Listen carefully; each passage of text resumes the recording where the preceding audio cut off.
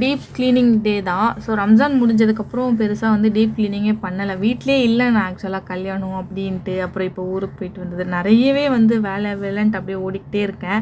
வீட்டிலே வந்து சரியாக இல்லை. அதனால் வந்து எல்லாமே வந்து இன்றைக்கி தான் எடுத்து க்ளீன் பண்ணி இது பண்ணேன். என்ன தான் நம்ம க்ளீன் பண்ணாலும் எல்லாமே காஞ்சிரும். இந்த ஆயில் டிஸ்பென்சர் மட்டும் உள்ளே ஈரமாகவே இருந்துக்கிட்டே இருக்கும். அது காயறதுக்கு ஒரு 2-3 நாளாச்சும் டைம் எடுக்கும். என்ன தான் உச்சி வெயிலில் வச்சாலும் உள்ளே மட்டும் காயவே காயாது. நீங்கள் இதை வந்து ஃபேஸ் பண்ணியிருக்கீங்களா அப்படி சொல்லுங்கள். அந்த மாதிரி உங்களுக்கு நடந்திருக்கா?